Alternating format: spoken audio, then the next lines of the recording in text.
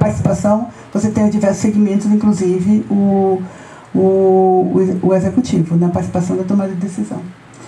Bem, a questão do modo a pé. O modo a pé a gente tende, assim, vamos falar, eu diria que a gente tem que falar numa abrangência maior, que é o não motorizado, que é o modo a pé e a bicicleta, né? A bicicleta, quer dizer, as ciclovias, ela tem que estar, no nosso entendimento, eu acho que também, não sei, mas ela tem que estar articulada não só dentro do bairro, você ter uma articulação dessa ciclovia dentro do bairro, para que possa ter a conectividade interna, e articulada ao transporte coletivo, de média e de alta capacidade, né? Cada estação tem que ter lá seu bicicletário, que aquele trabalhador que usa a bicicleta saia de Tancredo Neves, use a bicicleta até um certo local, uma estação, pegue ou um metrô, ou um BRT, ou um VLT e chegue ao seu trabalho. Ou que ele vá do seu trabalho, de sua casa até o trabalho. Mas ela tem que ser tem que estar montada a ciclovia tem que estar montada numa rede integrada à rede também de transporte coletivo, né? Porque você tem o deslocamento num único, ou seja, de casa para o trabalho, mas você pode ter deslocamento a partir do... Isso é importantíssimo, que seja integrado no sistema de transporte de massa. A questão do modo a pé é a questão da acessibilidade universal. A gente está com um capítulo, está dando um capítulo específico sobre isso, que a gente está ainda trabalhando melhor esse capítulo. E acessibilidade universal significa a questão dos passeios, né? Dos passeios largos, dos passeios sem barreira, dos passeios com pavimento, que permitam a qualquer pessoa, a pessoa de idade, a pessoa de mobilidade reduzida, ao cadeirante, a que tenha deficiência visual, a todos circularem na cidade como um todo, né?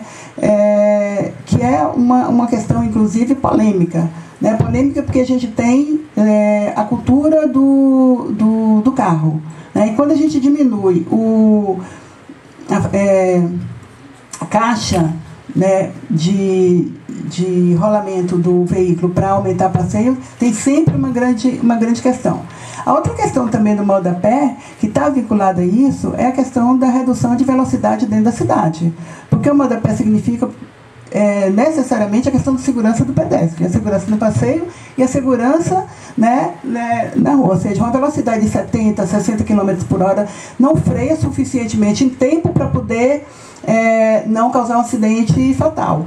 Enquanto 30, 40 km por hora é uma velocidade que permite, né? E aí, há sempre uma reação daqueles que, evidente, não andam. Então, assim, é um conjunto de ações que precisam ser, né, e devem estar, né, no PDDU, de forma de diretrizes que a gente possa, né, eu diria assim, implementando ao longo dos anos.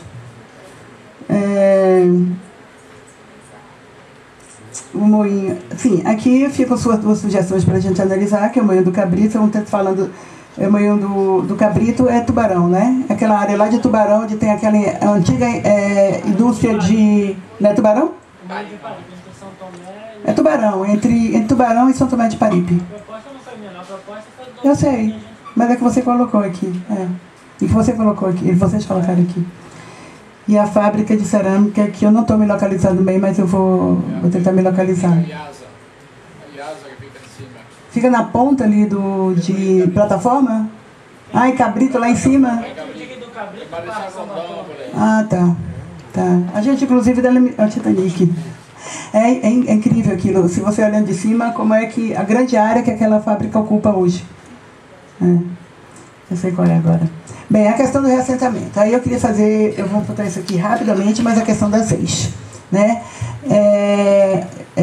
Todas as áreas, quando a gente está falando de reassentamento, a gente está falando de áreas de ocupações e áreas de risco, porque áreas urbanizadas, de fato, não há reassentamento, porque as áreas já foram urbanizadas. Mas as áreas não urbanizadas e aquelas áreas em condições de risco, elas foram delimitadas agora como ZEIs.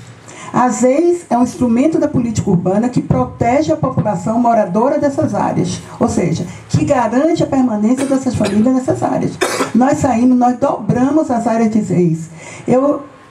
como eu trabalhei isso muito diretamente, inclusive com os movimentos, com liderança dos movimentos sociais na luta pela moradia, né, que a gente fez diversas reuniões com mapa, fechando poligonal, etc. e tal, né, o que nós acreditamos é que não aumentou o número de áreas precárias. Quando a gente está falando precária em termos de infraestrutura, em termos de condições de habitabilidade, etc. e tal. O que havia no passado é que essas áreas não foram corretamente delimitadas, deixaram áreas que têm características de ZEIS e que não foram delimitadas, evidentemente, por conta de interesses diversos, né? E nós fizemos agora uma rigorosa delimitação dessas áreas. As áreas que estão cobertas pelas leis, ou seja, zonas de especial interesse sociais, elas estão protegidas, inclusive algumas áreas no centro histórico, nós demarcamos as leis. A gente duplicou a área de ZEIS dentro da cidade de Salvador. Isso tem esse lado que é da segurança, de não haver reassentamento, de não haver relocação, né? E tem, por outro lado, a prioridade na intervenção dessas áreas enquanto área de absoluta precariedade urbanística. E a linha de atenção não é questão não está numa lei, enfim, é federal, ou seja, é proibido por lei a ocupação em áreas de linha de alta tensão. Isso aí não é uma questão do PDDU, apenas reproduz como todo PDDU. E eu vi a fala do centro histórico, eu acho que eu vi aqui aí, Gláucia. Gláucia? Gláucia.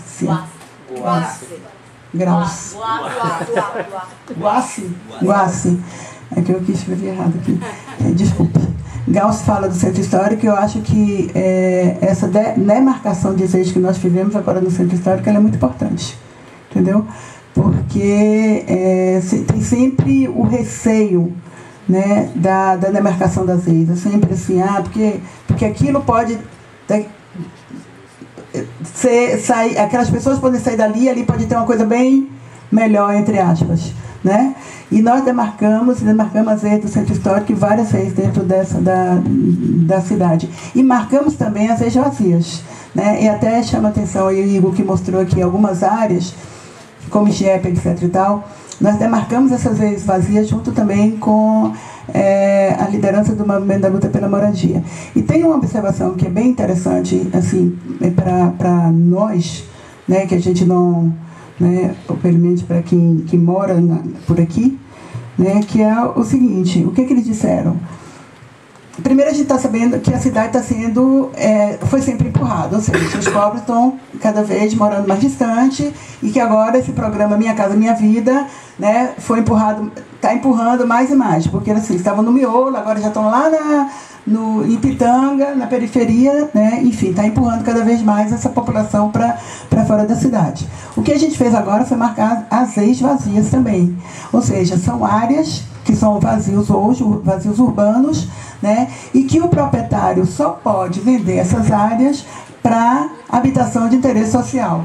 Nós marcamos, eu acho que conta 18? Marcamos mais ou menos 18. Mas assim, tem uma coisa do movimento social que é interessante, que eles disseram o seguinte: olha, para a gente morar, por exemplo, eu vou dar esse tchap, mas não foi o caso, não foi o que eles exemplificaram. A padaria, o pão custa muito caro, né? Enfim, o custo, por incrível que pareça, o custo do mercadinho lá mais ali enfim, em Tancredo Neves, em Piripiri, em Paripe, ele tem um custo maior do que o custo do mercadinho no IGEP. O custo do pão, que eles compram com R$1 no pão ali. Então, assim, isso aí torna, inclusive, vulnerável essas famílias que vão morar nessas áreas, vulnerável até ao mercado imobiliário. Porque o mercado imobiliário é cruel. Eu tive, há 10 anos atrás, trabalhando aquela ocupação ali de Recanto Feliz e Paraíso Azul, e quando a gente acabou a gente não estava finalizando ainda o projeto, que foi um projeto, inclusive, construído com a comunidade, né? Os corretores estavam com o cartão na mão, entregando as pessoas que tiveram que ser na mesma área, mas para poder salvar uma dita lagoa, que no fim não era lagoa, né? Tivemos que densificar com alguns prédios de apartamento ali no Chepe, né? Ali em cima. Então, assim, esse mercado ele é muito perverso. Então, assim, ele expulsa naturalmente uma população. O nome disso é gentrificação, né, gente? Não, veja, é gentrificação por conta, evidentemente, desse mercado. Né? Agora, como é que a gente garante... como é que a gente garante isso? A gente, quer dizer, gentrificação, falando em português, que eu acho muito mais lógico a gente falar, que é a expulsão da população moradora de algumas áreas das áreas de expressão para poder o mercado imobiliário entrar. Né? Eu gosto mais de falar assim, porque a gentrificação fica muito... para ser mais claro e mais eu diria assim, mais real no que ocorre. Então, assim, por isso que nós marcamos, inclusive, Zés Vazias na 29 de março, que é o que está abrindo agora, que assim, aí o mercado já fica de olho, aquela área toda ali, né? Marcamos ali, marcamos na Estrada Vereador Porto, marcamos aqui mais para próximo, aqui ali depois do Cabula. Enfim, eu acho que até agora marcamos 18 áreas, não completamos ainda. Porque é um trabalho, inclusive, minucioso. A gente pega o Google, vai lá, verifica áreas, condições, a declividade, vai dar não sei o que, né? E é um trabalho minucioso. E foi um trabalho que a gente fez com o movimento, que eu acho que foi bem bacana. Acho que eu respondi. Não, Tiago. Rapidamente o Tiago aqui. Bem, a questão orçamentária, Tiago, é assim, está aqui. A questão orçamentária é aquilo, a gente não tem como a gente dimensionar. Agora a gente tem uma lei orçamentária. A lei orçamentária tem que estar, vinculada ao PDDU, ou pelo menos deve estar, entendeu? Assim, a questão é aquilo, que a gente tem uma lei, orçamentária, a gente tem uma lei do PDDU, né? Essa lei, inclusive, orçamentária, ela é caminhada à Câmara, ela é aprovada pela Câmara a cada ano e no período, ela tem que estar vinculada ao PDDU, ela tem que estar vinculada às estratégias de desenvolvimento urbano e desenvolvimento econômico que estão no PDDU. É a forma que a gente tem em termos da questão orçamentária. Não sendo assim, para a gente ter isso, diria assim, por menor, a gente só poderia ter se a gente chegar ao nível de projeto. Agora, eu acho que as estratégias que estão no PDDU, elas são muito claras para poder ela fechar uma lei orçamentária, pelo menos de uma gestão. Eu acho que dá, assim, ela compatibiliza muito bem, e daí cabe a outra questão, que é a questão da gestão democrática, para poder garantir. A gente tem hoje, evidente, um conselho municipal de cidade, que ele não é deliberativo, ele é consultivo, mas ainda enquanto consultivo, eu acho que ele tem um papel muito importante, inclusive, nessa articulação. Há respostas, assim, a gente tem, eu diria, 3 tipos de proposições que a gente tem de proposições e de questionamentos que a gente tem que responder. A gente tem desses documentos que são grandes, que a gente precisa de um tempo maior. A gente tem das audiências públicas e a gente tem do site. Né? Já começamos a responder. Não é um trabalho fácil, não, porque, como se a gente fez uma tabela, a gente bota a pergunta, a autoria, o autor do questionamento ou da proposta, a gente coloca a nossa resposta e coloca aonde está vinculado, quando a gente acata, a que artigo está vinculado. E quando não acata, a justificativa porque que não acatou. Então a gente está fazendo isso, eu estou com um grupo lá de 3, 4 pessoas fazendo essas respostas, que tem que passar depois até por uma ou 2 pessoas a mais para ver se estão corretamente respondidas. Agora, essas a gente já começou a trabalhar e a gente já deve começar a publicar acredito ainda essa semana, não estou aqui amanhã, mas a gente queria publicar a partir dessa semana das audiências públicas do site. A gente está no site até outro dia com quase 200 proposições, questionamentos, etc. E tal. Agora, os grandes documentos a gente vai fazer com mais um tempo, mas todos eles, eu garanto, eles vão estar publicados. E mais, todos os documentos que estão hoje no site, todos os estudos que foram feitos, Todos os documentos vão estar, além do site, porque o site com o tempo ele sai de ar, eles vão estar na biblioteca, eles vão fazer parte do acervo da biblioteca da Fundação Maria Ferreira, que é a maior biblioteca de documentos e acervo de planejamento urbano do estado da Bahia. E vão estar todos lá para consulta a qualquer momento, daqui até 35 anos. Isso vai acontecer antes da entrega da minuta à Câmara? Sim. A resposta... Tem que acontecer antes da entrega da minuta. Tem que acontecer. A gente está trabalhando assim, num esforço, porque a equipe não é grande para poder responder. Não, é imenso, não, o trabalho. E a questão do Enem? Olha, a questão do Enem, até então, a gente ainda não, eu diria assim, a gente ainda não mudou a data. Continua a de sábado. Agora, eu só quero dizer o seguinte, segunda-feira, nós colocamos como uma última, mas ela é para discussão ainda. Até o final, até o último momento, a gente vai estar em discussão. Não existe, porque... Hã? Não está na pauta. Não, tá, mas ela é discussão. Eu não sei como é que saiu. É debate conclusivo. Acho que... O conclusivo no sentido, não é no conclusivo que ali conclui nada, porque na verdade é um processo, não se conclui nada naquele momento. Mas no sentido de que o executivo deve encerrar as audiências públicas naquele momento. É apenas isso. Deve. Obrigadão. Em relação à participação? Sim. Não foi bem uma pergunta.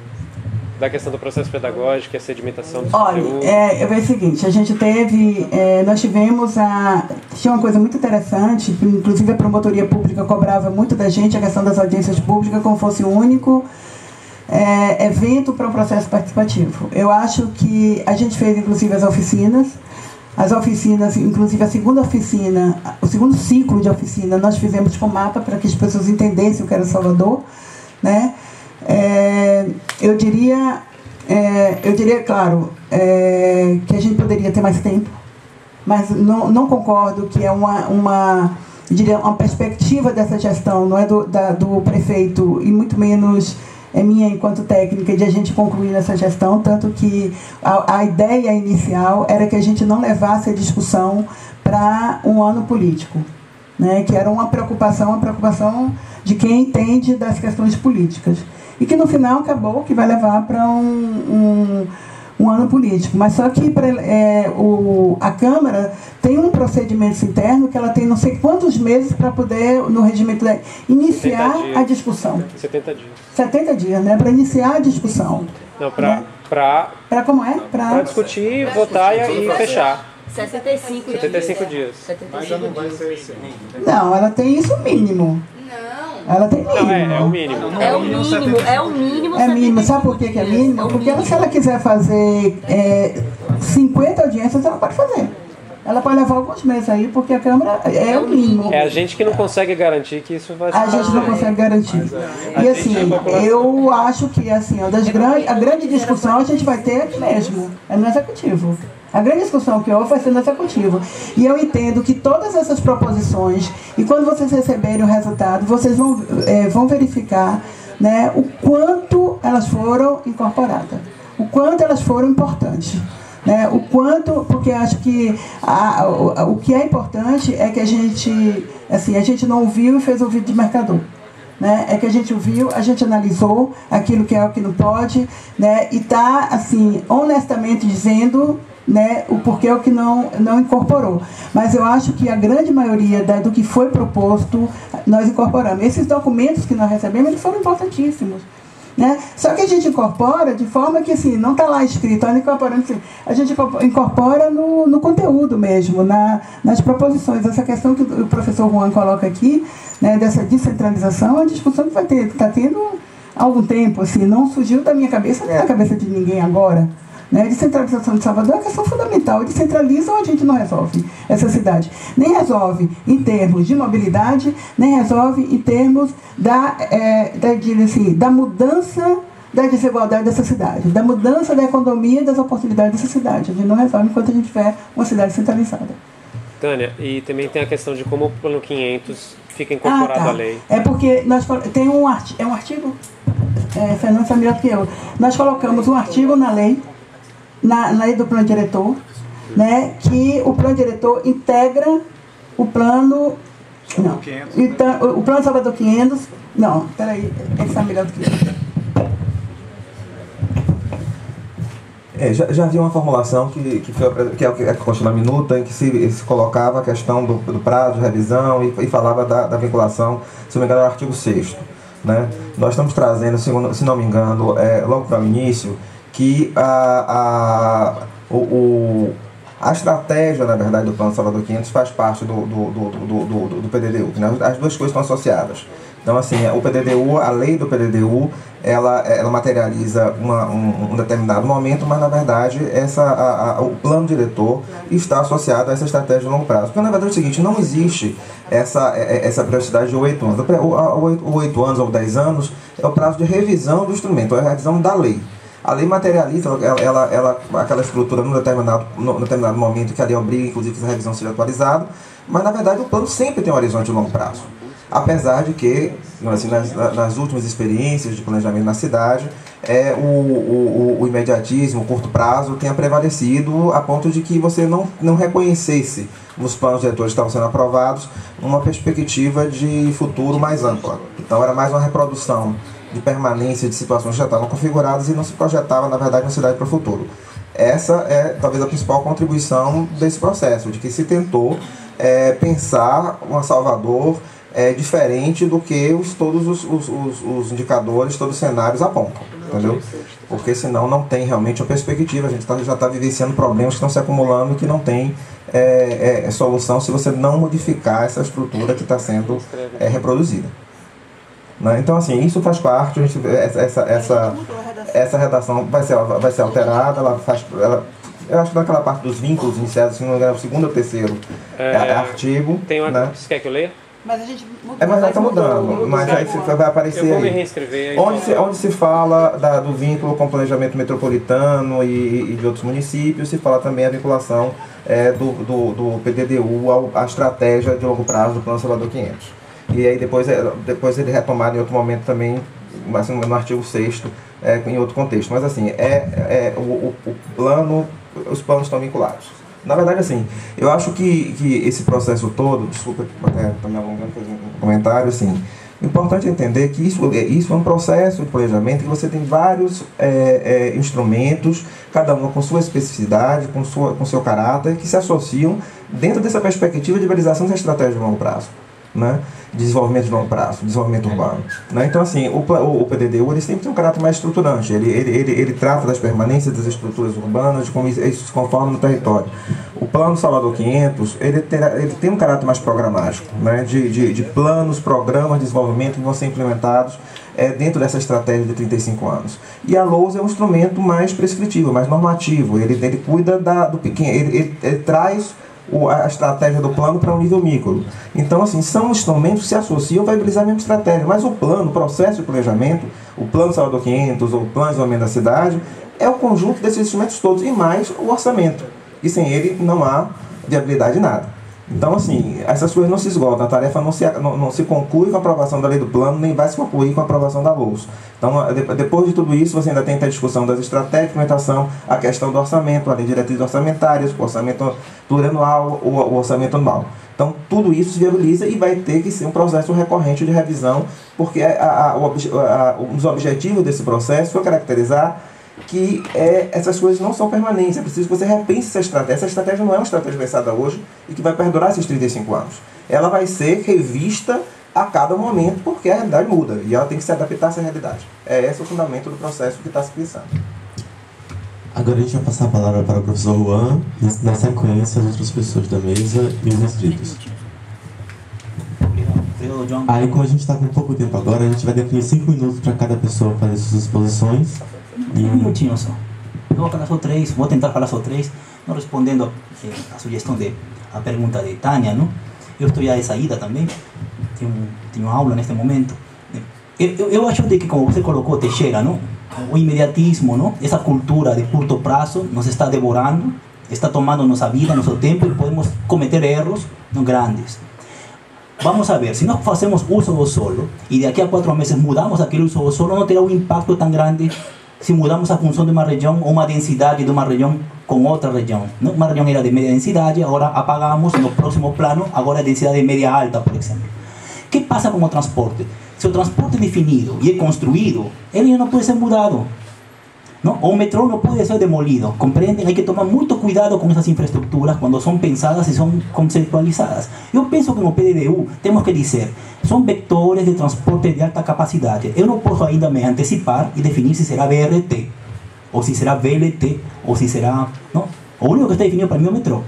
Inclusive eu estou concordando com o que colocou o Biratã no início. O Biratã não falou das pressões. Há pressões, há interesses, não? Imobiliários, como também dos empresários do setor de transporte. Então, eu acho que isso deve...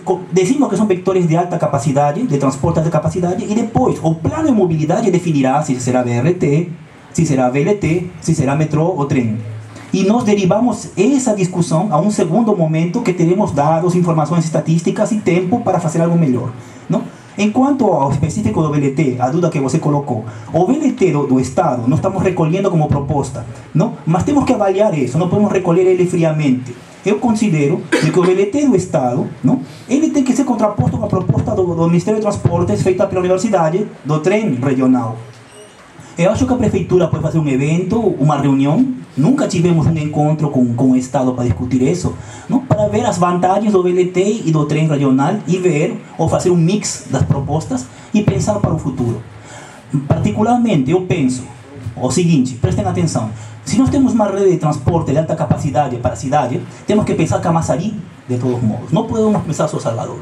Então temos que pensar uma rede que um cidadão de Candeias chegue ao centro de Salvador ou chegue a Iguatemi apenas com uma transferência.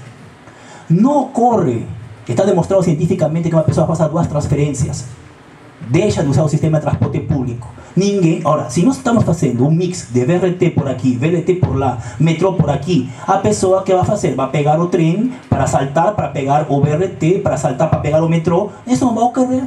A pessoa vai comprar carro, vai comprar uma moto. E o desconforto da transferência está demonstrado. Ou seja, temos que criar uma rede que viabilize todas as origens e destinos da metrópole, com as grandes centralidades e os principais atractores de viagens, com apenas uma transferência. E isso tem que ser pensado cuidadosamente.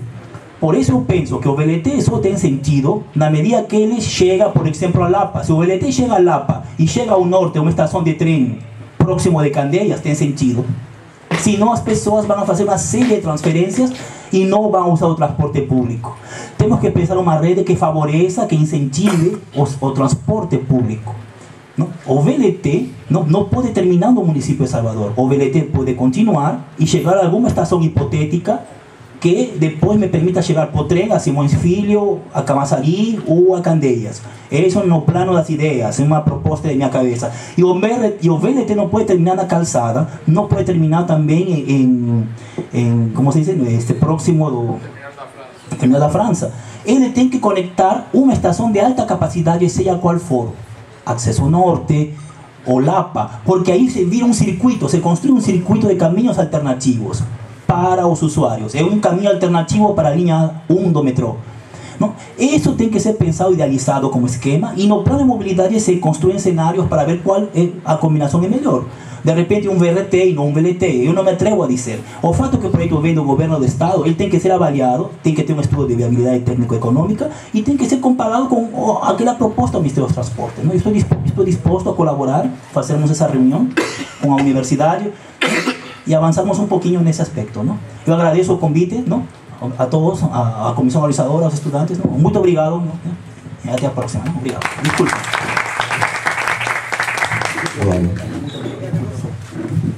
Vou tentar ser rápido. Acho que a gente, enfim, os guerreiros que estão aqui até agora, né, um longo tempo de discussão e muitas questões em aberto ainda, né? Realmente essa proposta ela não está amadurecida, não está consistente, ela não tem que ser o reflexo dos relatórios e estudos técnicos, ela tem que ser o reflexo das demandas dessa cidade, dessa população, com estudos técnicos consistentes, sim, mas um dos critérios para esses estudos serem consistentes é que eles sejam ancorados num amplo processo de participação. Cadê o mapa que estava aí, que eu queria tanto?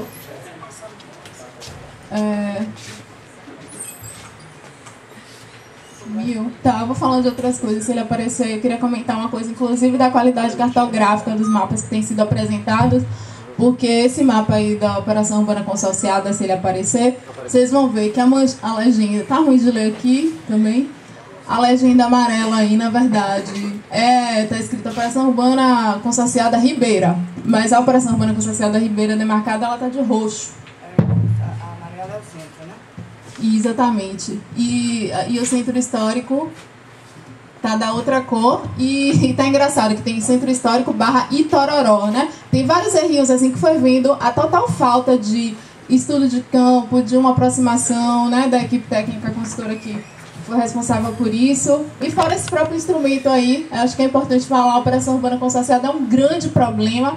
O João começou a apontar lá hoje em outra discussão que a gente teve na Católica de manhã. Não existe precedente no Brasil. A Operação Urbana Consorciada significa uma parceria público-privada para a gestão de um projeto. Então você tem hoje as experiências que se tem acumuladas no Brasil, e mesmo assim cheias de problemas, porque a princípio o instrumento seria definido contanto que ele gerasse contrapartidas, né, para a área onde ele é definido. As experiências que a gente tem acumulado no Brasil não tem gerado contrapartidas ínfimas para a coletividade, mas mesmo assim são perímetros problemáticos mais de projeto. E a gente tem perímetros que delimitam bairros inteiros, e aí é muito complicado também você ter uma operação urbana consorciada na área do centro antigo que se superpõe com a área de proteção cultural e paisagística definida, inclusive pelo mesmo plano diretor, né? Então você coloca aí um patrimônio histórico da cidade sob essa lógica. A lá da Ribeira também há áreas, todas elas que têm populações significativas de baixa renda, né? Que ficam extremamente suscetíveis a processos de gentrificação, de expulsão, né, e de todos os nomes que se dão a esse aumento de desigualdade. Acho complicado também, Tânia, na medida em que ela é representante do Poder Público Municipal, falar, quando ela comenta sobre a definição das EIs vazias, que o próprio movimento disse que ele não consegue se manter nessa parte. Isso mostra a total fragilidade, inclusive, da política habitacional e da falta de integração com outras políticas no sentido de garantir uma inserção desses grupos vulneráveis que vá além do título fundiário, né? Mas que seja também uma inserção no sentido de acesso a emprego e a políticas sociais que elevem mesmo a qualidade de vida dessa população. É por isso que a dimensão territorial é sim importante, né? No sentido de que se tem política econômica,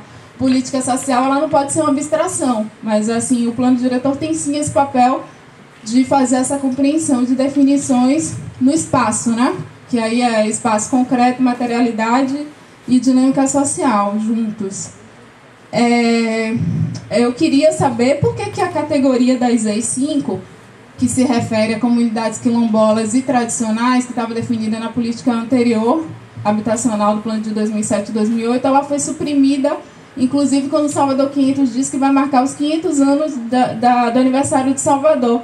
E suprime uma referência cultural negra fundamental dessa cidade, com toda a história que ela tem na produção da cidade. E aí, mesmo que você não tenha um número tão grande de comunidades quilombolas consolidadas, né? A comunidade quilombola, até pelo próprio reconhecimento dela, que é por autodeclaração, ela é sempre uma porta em aberto para possíveis comunidades que se formarem. Em relação às EIs, também é importante pontuar que o número de EIs em imóveis vagos, ele é muito ínfimo. Teve um aumento de EIs, mas como Igor comentou, a maioria foi definida em áreas periféricas. Realmente, diante da magnitude de mais de 100 mil imóveis vagos que a gente tem em Salvador, você definir 18 EIs apenas é muito pouco. E aí é importante lembrar que o escritório do Centro Antigo de Salvador, ele tem um mapeamento, por exemplo, dos imóveis subutilizados, vazios, terrenos baldios no Centro Antigo de Salvador, em torno de 1.400, né? A prefeitura tem acesso a esse material. Eu acho que é importante aí que parte significativa desses imóveis sejam demarcados como EIs, já que tem infraestrutura lá instalada, etc. Essa realmente seria uma mudança substancial da política habitacional desse plano diretor, mas do jeito que está, me parece, na verdade, que tem grandes retrocessos. Acho, em relação aos instrumentos da política urbana, que é um problema não demarcar parcelamento, compulsório, etc. Eu acho que é uma falsa questão, essa questão da diferença entre o que seria matéria de PDDU e LOAS. É claro que isso tem sim uma margem de interpretação, mas também o que São Paulo faz não significa que é necessariamente um modelo. Muitas vezes a minuta copia um modelo distorcido de São Paulo. Um exemplo, coeficiente mínimo de aproveitamento. Se você ler rapidamente a minuta, você vai dizer que bom que a prefeitura definiu um critério objetivo para os imóveis subutilizados. Bacana, também acharia muito bacana. Mas aqui em Salvador, a prefeitura definiu em torno de 5% da área do terreno. São Paulo definiu entre 30% e 50%. Então, na prática, esse nível extremamente baixo de coeficiente de aproveitamento, ele na verdade legitima imóveis que estão subutilizados e a gente legitima situações de não cumprimento da função social da propriedade. Isso é muito complicado.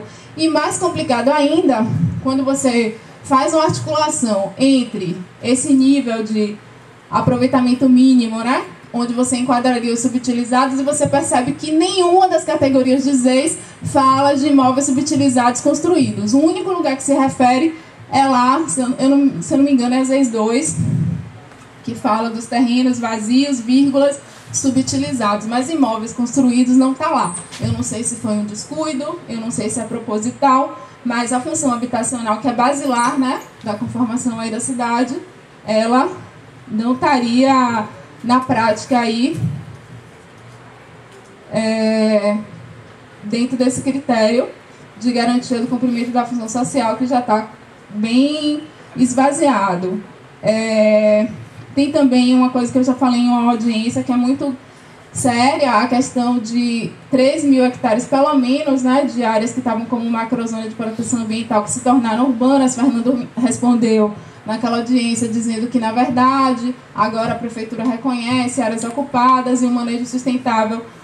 Mas, assim, Fernando, essa política de um reconhecimento de ocupação em áreas ambientalmente sensíveis, ela pode ser tratada e deve ser tratada pelas categorias do sistema de unidades de conservação. Então, aí é muito melhor a gente problematizar parâmetros especiais em termos de áreas de proteção ambiental ou outros tipos de unidades de manejo sustentável dentro do SINUC, do que definir como urbana, que, na verdade, a depender, como a gente não sabe qual é o zoneamento que vai incidir na área contígua da macrozona ambiental, se você tem um tipo de urbanização intensiva com a zona com parâmetros permissivos, ela pode gerar um processo de indução e de muito maior degradação dessas áreas, inclusive.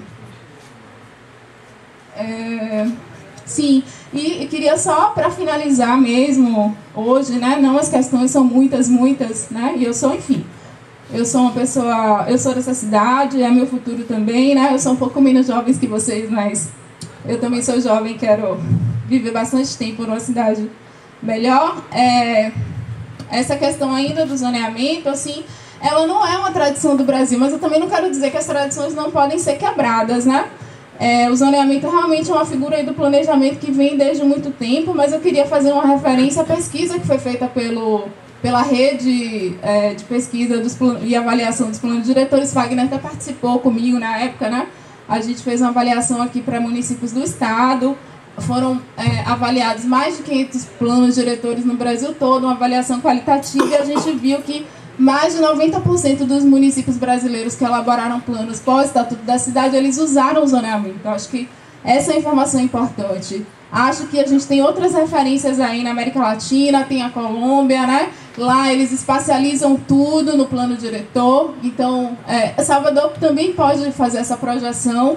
Tem um recadastramento de 2013 aí, tem tecnologia de geoprocessamento, é complexo, mas é possível, né? Mas eu acho que realmente não dá para não ter definição, delimitação dos instrumentos da política urbana e das políticas urbanas a partir da estratégia, porque simplesmente quando o plano define, por exemplo, o coeficiente de aproveitamento, ele está definindo a maior parte dos projetos privados em termos de volume de construção. Mas o espaço público não está definido, e esse é um grande problema.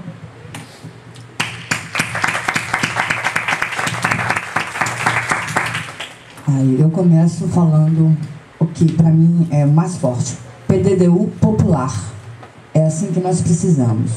Não sei como é que toda a equipe que está no processo do PDDU está encarando de fato o que nós estamos tentando dizer para eles, algumas audiências.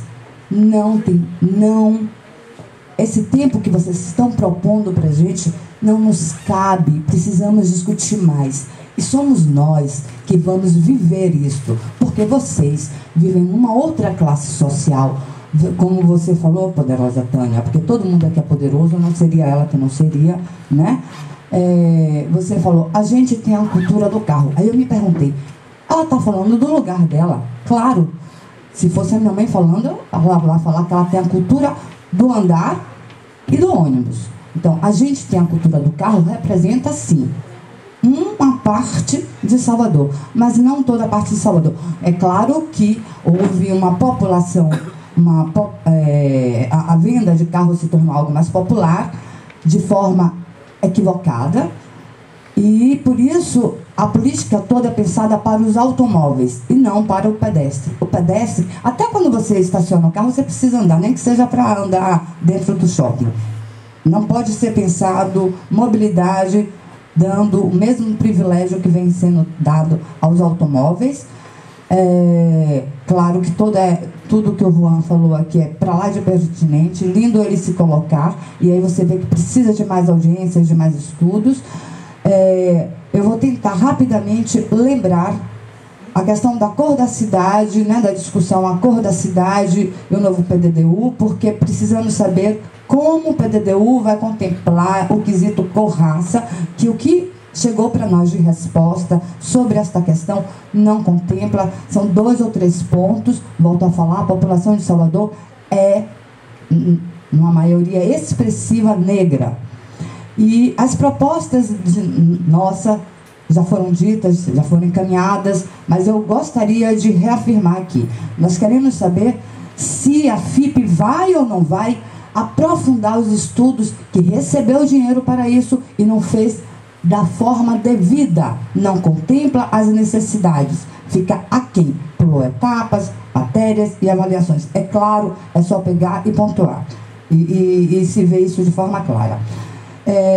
No artigo 3º do inciso 1º da resolução número 25 de 2005 do Conselho Nacional das Cidades, está lá claro que o PDDU tem que ser, em todas as etapas, né, tem que ter a participação da sociedade civil em todas as etapas do processo, desde da elaboração até a definição dos mecanismos para a tomada de decisões. Se nós sabemos que a regra que foi definida foi uma audiência que a cidade estava parada e que as pessoas não tinham como pegar seus helicópteros para chegar à audiência, nós sabemos que este é um item que precisa ser judicializado se insistir em dar continuidade a uma conclusão no dia 26 de algo que toda a população está exigindo, mesmo que seja esse número aqui, ó, de esvaziamento, mas a população que tem conhecimento está exigindo seus direitos.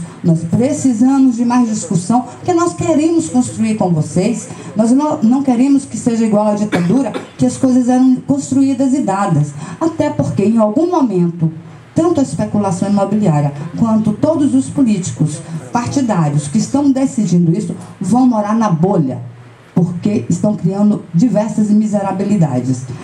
Com relação a... Aí nós temos solicitações da inclusão de representantes da sociedade civil na composição da coordenação do processo participativo de elaboração do PDDU. E isso não é um pedido, porque é algo garantido por lei. Nós queremos, mais uma vez, sublinhar que a FIPE precisa elaborar, né, uma pesquisa mais aprofundada, que é necessário estar lá, claro, que a função social da propriedade não se limita só ao atendimento das necessidades dos cidadãos, quanto à qualidade de vida, mas sim, tem que... a função social da propriedade não se limita só ao direito que o proprietário tem de usufruir a propriedade, mas ao atendimento das necessidades dos cidadãos, quanto à qualidade de vida, à justiça social e ao desenvolvimento das atividades econômicas. Mas eu tenho muito mais, esse documento foi encaminhado já, mas eu quero deixar aqui claro que quando se fala de ZEIS e quando se fala de proibições, vou concluir, de proibições, o que é dado para Chico não é dado para Francisco. O Marina Clock está num frontispício construído lá e eu sei que diversas barracas saíram da praia porque não poderiam se manter lá. É uma decisão da União. Contudo, nós sabemos que a Gamboa pode sair. Essa comunidade antiga vai sair de lá, porque até então o PDDU não contempla, de fato, essa comunidade, assim como outras. Pergunto a vocês todos que estão aqui apresentando o PDDU, né, a proposta minuta. Vocês vão manter a audiência do Enem? Vocês vão desrespeitar o direito que é nosso, né, de participação?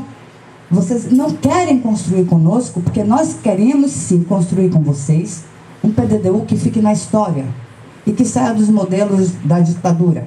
Nós queremos contemplar vocês com esse diálogo, porque vocês vão sair depois lá com o título, olha só, a gestão de tal prefeito foi uma gestão de participação, foi uma gestão que escutou a comunidade negra que construiu essa cidade. Eu espero que a coisa se encaminhe dessa forma. Desejo sucesso, desejo reflexões profundas e que nós, que estamos aqui, sejamos escutados. Daniel Colina. Eu vou fazer um comercial aqui, né? Breve segundo. Mas só queria, para não dizer que não me referia ao trabalho que vocês fizeram aqui, no artigo 32, falam de escolas de grande porte. E eu só quero lembrar que Bahia, Salvador foi pioneiro com Anísio Teixeira nas escolas parque. E que as escolas parque precisam de espaço e tem que ter áreas. E se fala da maioridade penal, mas não é por aí, não. É justamente educação, esporte e lazer para a população, que você tira o menino da rua e dá outra oportunidade, esse tipo de coisa. Então, isso é uma coisa que a gente vai escrever, esse tipo de coisa, né? Inclusive, hoje, no boletim do IAB, que saiu hoje, boletim informativo, eu tenho um texto que fala uma série de coisas, né, que achamos prioritário, mas ainda o IAB tem que ter uma posição mais orgânica, né? Mas eu queria fazer um comercial que é o seguinte: na próxima quinta-feira, no IAB, às 18 horas, nós vamos ter uma reunião o IAB, o Sindicato Arquiteto, o pessoal ligado ao patrimônio, porque o novo superintendente do IFAM é uma pessoa que não tem nada a ver com a área de patrimônio, né? Certo? E nós já, como IAB, soltamos uma nota de repúdio diretamente, porque isso fere todas as tradições, digamos, dos gestores do órgão, do procedimento, enfim, né? Então, estou fazendo esse comercial, convidando o pessoal aqui para participar, porque isso, digamos, e não é só aqui, esse descaminho está acontecendo em Goiás, está acontecendo em Maranhão, ou seja, substituindo cargos, fazendo uns arranjos, digamos, de governabilidade em função de fazer trocas políticas, digamos, que justamente vão contra todo aquilo que nós queremos que aconteça, inclusive no Centro Antigo, né? Mas eu não vou falar do restante, né? Mas eu queria agradecer o convite. Obrigado.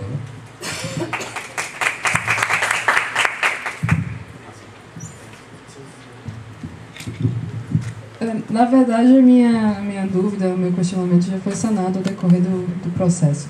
Mas o que fica assim ainda, mesmo quando eu saio daqui, é a inquietação de será que nós devemos sempre considerar os indicadores econômicos, né? Quando você estava no meio da fala, você citou dizendo que Salvador é uma cidade bem pobre economicamente hoje. Mas eu acho que eu não sei, talvez por eu ser jovem e, sei lá, uma ingenuidade minha pensar, mas também há indicadores que mostram que, por exemplo, São Paulo é uma cidade que tem indicador econômico acima mais do que satisfatório. Apesar de ela ser rica, né, ela também é uma cidade que ela tem mais indicadores de pessoas diagnosticadas com depressão. Então, as pessoas não estão felizes na cidade. Então, sei lá, eu acho que será que a gente, vendo o exemplo de São Paulo e permanecendo com tantas tradições na construção do plano diretor, será que a gente está fazendo correto? A gente está dando um passo atrás? Bom, tem o Minhocão, por exemplo, que era uma via expressa e hoje vai ser feito o projeto de economicação mais para poder valorizar o espaço público como democrático, enfim, para a vivência das pessoas. E Salvador, com tantas infraestruturas que foram implantadas no decorrer desses anos passados, enfim. A gente está sempre dando passo atrás, então, enfim. A minha questão já foi sanada, era só ficou essa inquietação, assim como sempre fica. E é isso. Muito obrigada. Passar a palavra para a Deise. É só um comentário, uma observação. Apesar dele já ter ido embora, é um agradecimento a Juan, porque ele realmente, na fala dele, nos contemplou no que ele estava falando a respeito do transporte público, da mobilidade. É uma coisa que a gente colocou nas nossas propostas. E essa questão que ele discutiu, né, que já foi definido tipos de transporte de grande massa para um lugar que, na verdade, não é tão adensado. Transporte de média ou de baixa capacidade para um lugar muito adensado. Então, os estudantes aqui nas propostas sugeriram a questão do trem do metrô que passasse pelo centro da cidade, abrigando toda essa densidade populacional que realmente precisa a questão da periferia, do centro, que precisa desse transporte realmente de massa, e não um lugar com uma paralela que é desadensado, não sei se esse é o termo, acontecer isso. E outra questão que ele também pontuou, que é muito importante, que assim, o PDDU já está definindo esses modais, ao invés de estabelecer uma meta, uma diretriz para que esses modais sejam estabelecidos da melhor maneira possível e deixar para que a diretoria de planejamento defina isso de fato com a pesquisa mais aprofundada e tudo, que o PDDU não permite esse tempo extenso para se aprofundar em tantas coisas e uma coisa tão importante como a mobilidade. Esse comentário.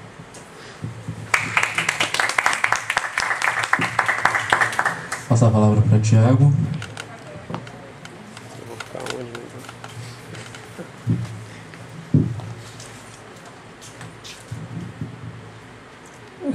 Rapidamente, eu vou voltar à questão que eu tinha colocado no começo para a mesa, e a minha preocupação de fazer isso é exatamente pela questão da falsa questão que pode aparecer, que é a vinculação entre Plano 500 e uma lei que está sendo escrita agora, que é o PDDU. Eu queria fazer uma pergunta bem direta, assim, o seguinte, pode ser, Fernando, Tânia?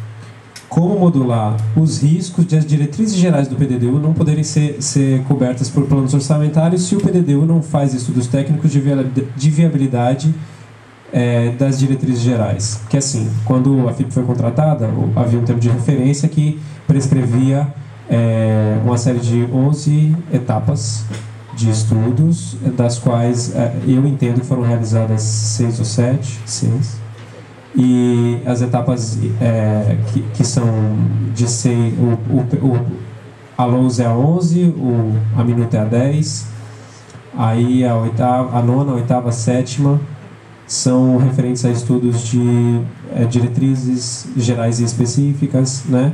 Que aí, durante as audiências públicas, a gente teve uma resposta sua de que os relatórios gerais, Prefeitura e FIP, contemplavam essa questão das diretrizes. Mas a questão então, como é que o PDDU ele é um pensamento desejoso. Então, assim, são diretrizes, são coisas bonitas, assim, que você vê, né? Às vezes, a questão toda. Mas, assim, se ele não está colocando com força de lei um texto que vai garantir economicamente que esse pensamento desejoso vai ser realizado, a coisa pode ficar simplesmente no discurso, né? E aí eu emendo com uma outra questão, que é a seguinte: vocês falam que o artigo 6º vincula o Plano 500 ao PDDU, né? Bom, qual é a força de lei que tem a vinculação ao artigo 6º? Bom, supondo que o Plano 500 recolha a contribuição de diversos atores estratégicos, como fez a entrevista com o Juan, fez a entrevista com o professor de saneamento, que é Moraes, que é assim. E aí, por exemplo, se coloca lá a questão de que as políticas federais de saneamento têm que ser associadas aos municipais no Plano 500, tá? Só que você não vê um reflexo disso nos artigos do PDDU. Então, como é que o artigo 6º vai ter força força de lei para aplicar esse tipo de diretriz, se isso não está especificado no texto? Então, assim, vai ser tudo em cima do artigo 6º. Como é que a gente pode lidar com isso? Como a gente, como sociedade civil, pode protestar, né? A gente viu, por exemplo, a contribuição importante dos atores estratégicos ao Plano 500, mas a minuta não colocou isso como artigo. Então, aí fica essa questão, e é só. A gente está com o tempo um pouco escasso, então a gente vai passar a palavra para você responder brevemente, depois a gente vai finalizar. Assim, 3 minutinhos, assim, bem cruel. 3 minutos, até porque... Não, eu vou na pegar... verdade pode responder as questões e depois a gente finaliza. Eu vou pegar um voo agora, eu vou para Brasília, eu vou tentar defender um grande projeto de saneamento do sul ferroviário amanhã cedo lá em Brasília. E eu pego um voo 10 horas da noite, eu tenho que sair daqui ainda em casa, pegar alguma coisa para poder viajar.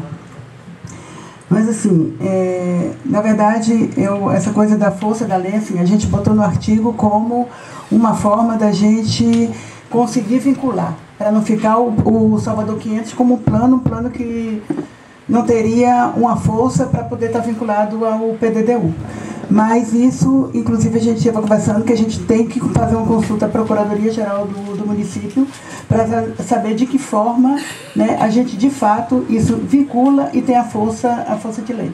Porque isso é importante. Porque eu concordo com você, Thiago, assim, o que está no PDDU, porque a gente tem PDDUs, não é o primeiro, é apenas uma revisão do PDDU em 2008, né? O que está no PDDU não garante no todo, ou não garante, a lei por si só não garante a aplicabilidade, né? E não garante que gestores, inclusive temos algumas experiências aí passadas, que sigam o que está no PDDU, até por conta de um orçamento. E, por outro lado, a gente tem que saber também, assim, o que está no PDDU, o orçamento do município não dá conta, né? Assim, o município de Salvador, quando a gente está falando de uma cidade pobre, a gente está falando de uma cidade que produz muito pouca riqueza, né, em todos os sentidos, né? E nesse município, assim, a receita do município ela é muito pequena. À medida que você tem uma crise federal, a receita diminui mais ainda, porque isso é por escala, né? O estadual e o municipal. Então, assim, tem que estar vinculado não só à receita do município, como tem que estar vinculado, evidentemente, a uma parceria com Estado e governo federal. Que eu estou indo para Brasília agora para tentar, né, e acredito que consigamos, né, defender um projeto para o recurso que é um recurso internacional, mas que o governo federal tem que aprovar, né? Porque, assim, o município de Salvador hoje tem uma capacidade de endividamento muito alta, né? Mas, por outro lado, a gente tem que ter cuidado com a capacidade dele de pagamento, porque ele tem que pagar com aquilo que ele recolhe, né? Então, assim, de fato, essa coisa do que está proposto no PDDU e do que está no orçamento, a gente tem que pensar, ou seja, tem que estar vinculado. Agora, entendendo que o PDDU, o horizonte temporal dele é 35 anos, a revisão é que são 8. Então, é isso que o plano tem que trazer muito claro. Quais as ações que devem ser implementadas no tempo, cronologicamente. É isso que eu acho que o PDDU não traz, não está na natureza do PDDU, e daí a importância do Plano Salvador 500. Agora, como eu tenho não tenho tempo nenhum, basicamente eu achei que eu saía daqui umas 6h30 por aí. Eu só queria dizer, por fim, o seguinte, a gente poderia, mas assim, Ivana, me desculpe, mas assim, eu não sou nem me sinto poderosa, eu sou apenas uma, não sou, nem me sinto no sentido, né, que está se colocando, eu sou apenas uma técnica que fiz uma opção de trabalhar no órgão público, já trabalhando no governo do estado, é toda a minha história de vida, e agora na prefeitura de Salvador, né? Poderia estar na universidade, eu sou mestra em urbanismo pela UFBA, poderia estar lá sentada na pesquisa e na crítica, que é muito mais confortável do que estar aqui nesse lado, né? Que não é assim, muito pelo contrário, é uma escolha, e quando escolha a gente não tem que fazer, né, nem defesas, porque é escolha, e eu acho que é exatamente isso, a crítica nesse sentido eu incorporo como positiva, porque não sou sabedora da verdade, e o que a gente recolhe aqui a gente está acatando agora, entendendo, né, as limitações técnicas, entendendo as questões todas que eu no início já coloquei aqui, né, entendendo, pior ainda, o que virá, né, eu acho que o PDDU, a questão da discussão do PDDU, das mudanças que podem haver, elas não se esgotam aqui no Executivo, muito pelo contrário, né? Eu acho que o Executivo está abrindo o espaço para essa discussão, está incorporando. Poderia ser mais tempo? Poderia. Eu só acho que não poderia ser o tempo que o IAB propôs, que eu acho um tempo irreal, que foi o IAB propôs a gente trabalhar o PDDU em 3 anos. Em 3 anos a gente tem uma cidade, né, que ela tem uma dinâmica, que ela tem os problemas, que a população demanda soluções, né, e demanda diretriz muito clara, e demanda uma posição, uma postura, um planejamento que não, a gente está em outro século, que a gente não pode fazer um PDDU em 3 anos, mas eu acho que a gente poderia até construir um tempo maior, né?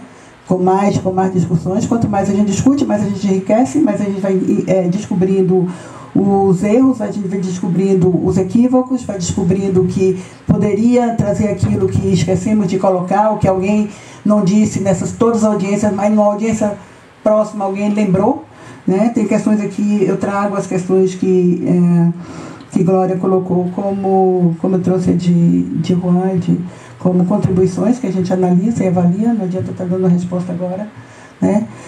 E agradeço profundamente a Deise e a João, agradeço por estar aqui. Estive em vários lugares e sempre acho que, sabe, a audiência pública é um espaço de discussão, mas eu acho esses espaços de uma riqueza tão grande quanto outros de eventos que eu participei, que fui chamada, e nunca deixei de ir, nunca me neguei, nunca arguí qualquer justificativa para não estar presente. Obrigada a todos e conto com vocês nas audiências do PDDU, da LOUS e do Plano Salvador 500, que ainda virão muitas. Eu acho que no que foi exposto aqui à tarde, fica evidente que o processo não pode ser encerrado agora. Na verdade, essa discussão aqui não acaba agora, ela vai continuar, né? Enfim, em outros momentos, mas fica claro que o processo do PDDU precisa ser revisto, na verdade. Tem questões bem delicadas e que não são detalhes. São questões complexas que precisam ser pontuadas, ser analisadas e revistas mesmo. Então, eu reforço aqui a solicitação que foi feita anteriormente de revisão da data da audiência pública de sábado, porque é fundamental que a população jovem participe dessa audiência, que é quem vai, né, de fato, estar atuante. E reforço uma coisa que foi já colocada em audiências públicas anteriores, que é ampliar o prazo. Para fazer isso que você tinha comentado agora, que a gente possa olhar com calma o plano, ter tempo de sedimentar as questões e melhorar e aprimorar, porque a gente está falando de uma cidade de 3 milhões de habitantes, um plano para 35 anos, com revisão de 10 anos, mas 10 anos é muito tempo, a gente precisa pensar que cidade é essa, o que vai acontecer, para quem, como, por quê, enfim.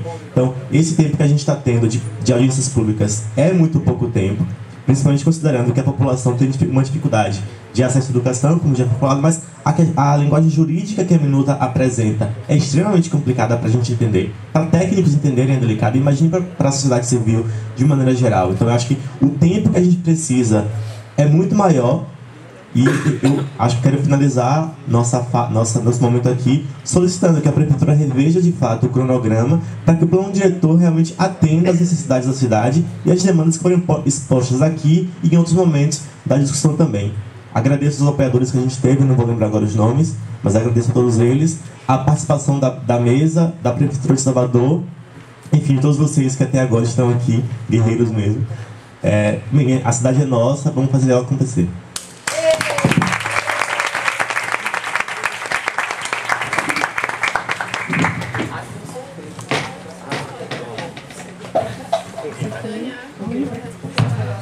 Quantas pessoas aqui participaram da lista?